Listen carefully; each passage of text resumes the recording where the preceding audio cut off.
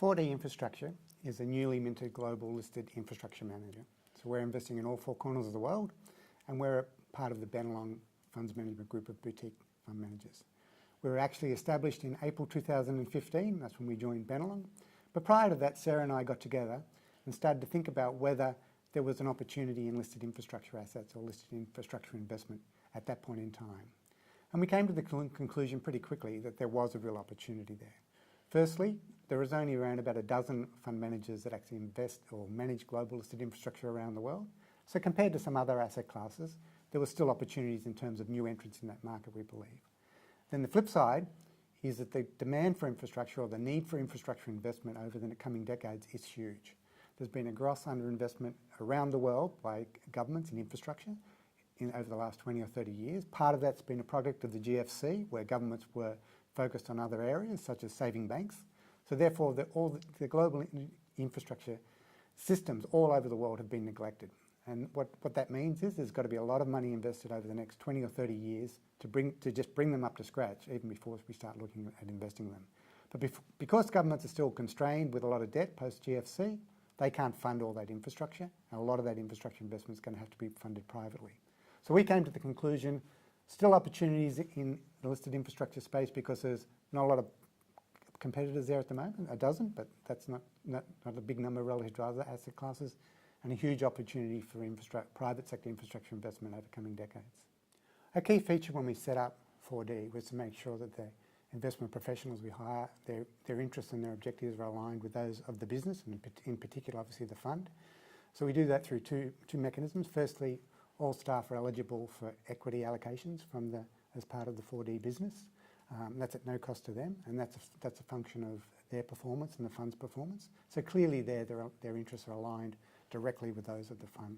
In addition, and on a case-by-case basis, they are eligible also for performance incentives on a yearly basis, again, subject to performance. So very clearly, all our key financial metrics for the analysts are clearly aligned with those of the fund. So our relationship with Bennelong Funds Management is we are joint venture partners essentially with them in the business.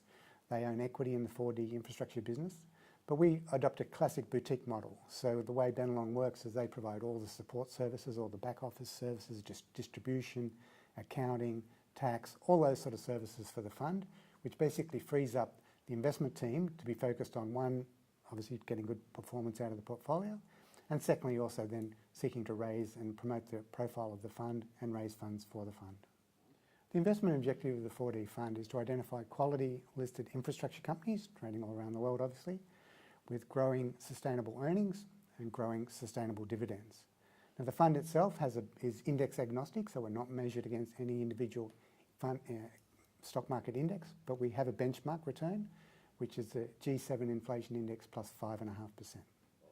At 4D, stocks are selected for the portfolio as a product of our investment process, which in itself is a product of our investment philosophy, which is to identify quality listed infrastructure companies trading at or below fair value.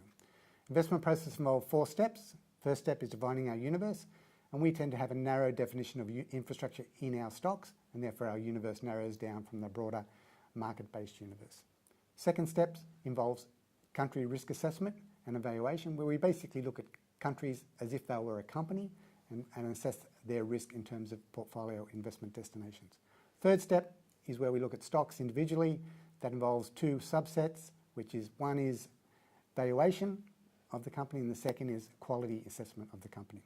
Final step is portfolio construction, where we bring all those first 3 steps together in investment committee meetings, where we basically assess all companies on that basis and come to a conclusion as what stocks go into the portfolio. The geographic disposition of the portfolio is a function of the investment process. As Greg mentioned, an important part of our process is the macro and strategic country risk assessment. As a starting point, we look at country rankings, which we determine which countries are investable, green countries, which are uninvestable, red countries, and which ones we see require some caution, which are our amber countries. We then look at our economic and macro outlook for each country, and that sort of highlights macro trends, both at a global level and an individual country level. And basically from there, we see some investment opportunity. We also look at sort of emerging trends on a global basis for guidance, and a big one for us at the moment is the emergence of the middle class in developing economy. which is basically driving in-country domestic demand as well as a global need for infrastructure. And we believe this is an enduring theme for years to come. Finally, we see there's two distinct subsectors within the infrastructure asset class. We have user pay assets, which are really highly correlated to macro trends, and we have utilities, which are more immune to macro trends, and that's largely because there's no volume link. Now, certain countries or regions will have a greater degree of user pay assets or utilities listed in their market. As such, just our macro view on whether we want to be overweight the macro cycle, which is the user pay assets, or more defensive in the utilities, can dictate our geographic allocation. As an example, in the United States, they have a lot of listed utilities, but very few listed user pay assets. As such, in down macro environments, we're going to be overweight the US just by the fact that we're overweight utilities. But by contrast, in very buoyant macro environments, we're going to be underweight the US just by the function, the fact that they don't have a lot of US user pay assets listed in the US. We see there's two very distinct subsectors within the infrastructure asset class. On the one hand, you have user pay assets, which are your toll roads, airports, railroads and port companies, and these are highly correlated to macro trends. So when GDP is strong, the volumes will be strong in these assets. By contrast, on the other hand, you have utility assets. Now, these are regulated assets, and they are largely immune to macro cycles as they are independent of volumes. So our macro viewpoint can really dictate not only our geographic dispersion, but also our subsector dispersion. If we believe we are in a strong macro environment, we are going to be overweight user pay assets.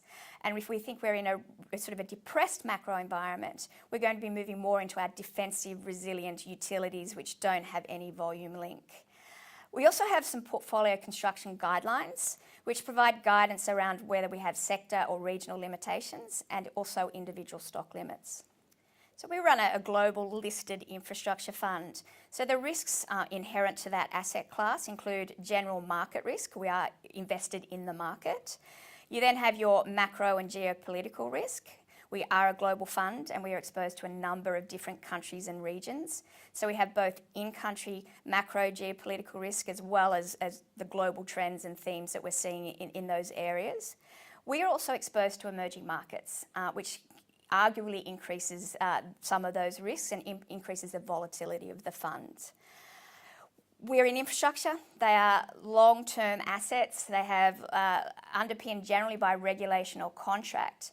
But as a result of them being long-term and having that regulatory or contractual environment, while we see that as a real positive, you are subject to contract risk or regulatory uncertainty, particularly as you move through some political shifts within countries.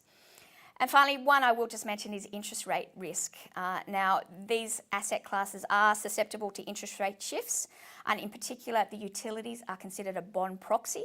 So when we see interest rates starting to move up, some of these assets can be sold off because they are considered to be a bond proxy. However, the regulatory environments of these assets are designed to adjust for interest rate moves over a period of time. And as such, any weakness associated with interest rate volatility can ultimately end up being a buying opportunity.